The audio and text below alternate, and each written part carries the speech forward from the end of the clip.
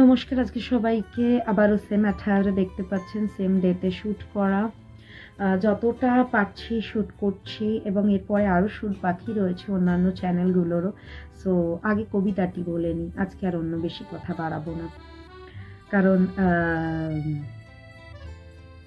রাত্রি হচ্ছে, মানে সন্ধেটা বাড়ছে। সো আমার হাজব্যান্ডেরও অফিস থেকে আসার সময় হয়ে যাচ্ছে, তো ওকেও ও আসার পরও তো অনেক কাজ থাকে, এবং আমার ছেলেও এরপরে হয়তো ও একটু ব্যস্ত হয়ে যাবে যে মাম্মা এতক্ষণ ধরে কী করছে। সো এরপরে আবার ওকে একটু ফিড করতে হবে, মানে ফিড বলতে ও অনেকটাই ম্যাচিওর, এত ছোট বয়সে এত ম্যাচিওরিটি, মানে আমি আমার লাইফে, মানে এতদিনের লাইফে একটু কমই দেখেছি। সো মানে থাকতে পারে আমি হয়তো তাদের সঙ্গে মানে আমার দেখা করার সুযোগ হয়নি, কিন্তু আমার ছেলে সত্যি খুব ম্যাচিওর, টাচউড, যে ওর কোনো মানে ও এরকমই যাতে বোঝনদার হয়। হ্যাঁ, সেই নিয়ে পরে একদিন আপনাদেরকে আমি যে চ্যানেলে গল্প করি সেখানে কিছু কথা আমি বলবো ওর ম্যাচুরিটি সম্বন্ধে। So being a mother, I am lucky enough. So মানে আমি এটা মনে করি যে সত্যি ও আমাকে এইটুকু বয়সে এতটা বোঝে, আমি তার জন্য মানে থ্যাঙ্কস টু গড যে মানে আমি এরম একটা বাচ্চার মা আর কি। যাই হোক, আজকের কথা বাড়াচ্ছি না। আজকে আমার লেখা কবিতা হচ্ছে ছেলের বিয়ে। হ্যাঁ গো হরেন্দা, তোমার নাকি ছেলের বিয়ে? বলি বিয়ে বাড়ি, খাবার দাবার, হাঁড়ি হাঁড়ি, তার মধ্যে কোথায় চললে বাজার ব্যাগ নিয়ে? বলি শোনো কালু, এখন আমায় শোন কালু, এখন আমায় জ্বালাসনি, আছে তাড়াহুড়ো, রেগে আছি প্রচণ্ড, মেরে হাড় করে দেব গুঁড়ো। আহা চট কেন জ্যাঠা, তোমার সাথে কথা ছিল খানিক। ও আচ্ছা তা বলো, কি বললে ওরে আমার মানিক? তা বলো। ও আচ্ছা তা বলো, তা কি বলবে ওরে আমার মানিক? বলছি জ্যাঠা, বউটা তো তোমার মহাজাদরেল, এখন আবার দিচ্ছে ছেলের বিয়ে, হবে শাশুড়ি মা। তা বৌমা কেমন, পড়বে কাঠে কাঠ, নাকি ন্যাড়া হয়ে বেলতলায় যাচ্ছে বটে তোমার ছেলে, মাথায় ভাঙবে বৌমার বেল? এখন আবার দিচ্ছে ছেলের বিয়ে, তবে শাশুড়ি মা, তা বৌমা কেমন, পড়বে কাঠে কাঠ, নাকি ন্যাড়া হয়ে বেলতলায় যাচ্ছে বটে তোমার ছেলে, মাথায় ভাঙবে বৌমার বেল? এই তুই কি বললি? আমার স্ত্রী মা দুর্গা, একাই সামলায় সব, যতই উঠুক চারদিকে সে দজ্জাল এই রব। যাকগে বুঝলাম এখন।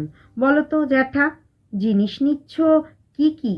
এই তোর কি আর বাজে কথা, বকা ছাড়া কথা নেই, দেরি হয়ে যাচ্ছে, সর দেখি। আহা জ্যাঠা, বলবে না সে কথা, মুখে বললেই হতো। সেদিন তো দেখলাম তোমার বাড়ি করে গাড়ি, ছোট নয় সেও আবার বড়, লরি করে এলো খাট বিছানা, dressing table, sofa, TV, fridge, আরো কত কি।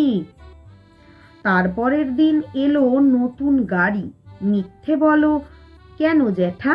ছি ছি, আহা সেসব তো আমি কিনেছি। ওই দেখো গাড়িওয়ালা আগেই বলেছে, মেয়ের যেখানে বাড়ি সেখানকার দোকান থেকে এসেছে এসব দাদা, বড্ড ভারী। রতনদাকে ডেকে বলল, এই ছোকরা একটু ভরে দে তো। এই দেখো সবাই সব জেনে গেছে, যাই গিয়ে বলি গিন্নিকে। গয়নাগাটির কথা আবার জানে না তো কেউ, ছেলেকেও বলে দেব, সবার আগে মুখে আঙুল দে। এখন তো কেউ জানে না, দিচ্ছে নগদ টাকা, বাড়ি আরো বহু জিনিস। বিয়েটা যে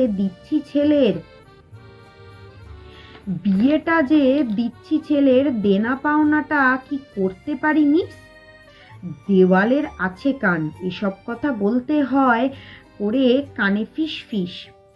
ছেলে আমার রত্ন, মানুষ করেছি তাকে, বড় করতে কি কম হয়েছে কষ্ট?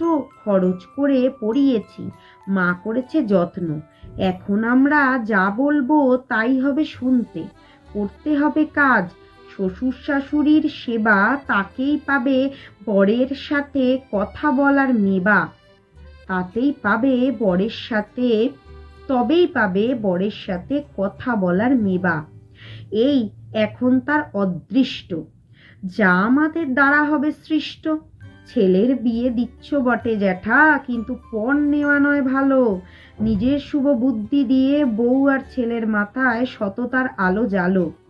ছেলের বিয়ে বড়ই আনন্দের, ঘরে আসে নতুন মানুষ, মা লক্ষ্মী সম। তার মাথায় হাত রেখে করে নাও আপন, বলো তুমি সন্তান মম। এই শুভ ঘটনাকে পণের মতো প্রথা দিয়ে করো না কলুষিত। এতেই লুকিয়ে আছে আমাদের সমাজের যথাযথ বিবাহের গীত। যথাযথ বিবাহের গীত। ধন্যবাদ।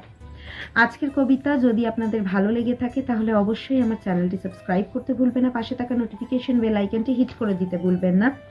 আর যদি আমার ইউটিউব চ্যানেল থেকে কেউ দেখে থাকেন তাহলে অবশ্যই চ্যানেলটি সাবস্ক্রাইব করতে, নোটিফিকেশন বেল আইকনটি অন করতে ভুলবেন না।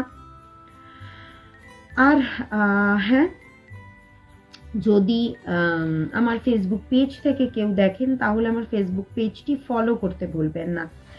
আমার ফেসবুক পেজ এবং ইনস্টাগ্রাম এবং চ্যানেলের লিংক সমস্ত কিছু আপনারা ডেসক্রিপশন বক্সে পেয়ে যাবেন। এবং আর একটা কথা, যদি আপনারা আমার ইউটিউব চ্যানেল থেকে দেখেন সেখানেও সেম ডেসক্রিপশন বক্স এবং পিঙ্ক কমেন্টস, প্রথম 4টে যে পিঙ্ক কমেন্টস থাকে দুটোতেই সেখান থেকে পেয়ে যাবেন।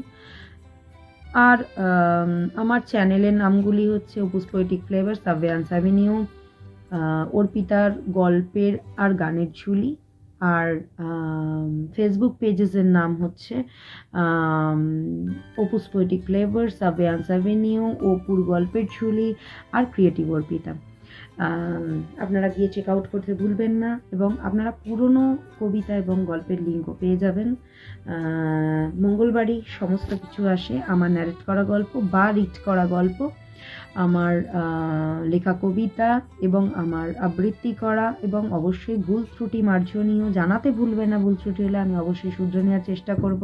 কোনো জিনিস যদি আপনাদের মনে হয় মডিফাই করার দরকার বা খারাপ লেগেছে বা আপনারা কবিতার বিষয়বস্তু সাজেস্ট করতে চাইছেন, সমস্ত কিছু, এবং আমি যদি কারোর চ্যানেলে গিয়ে ভালোবাসা দিতে ভুলে গিয়ে থাকি সেটিও কেউ জানাতে ভুলবেন না। অবশ্যই কমেন্টস করুন আপনারা বেশি করে, আমি যাতে বুঝতে পারি যে আপনাদের ঠিক কেমন লাগছে কবিতাগুলি শুনতে, এবং যাবতীয় বিষয়বস্তু আপনারা কমেন্টসে জানাতে পারেন।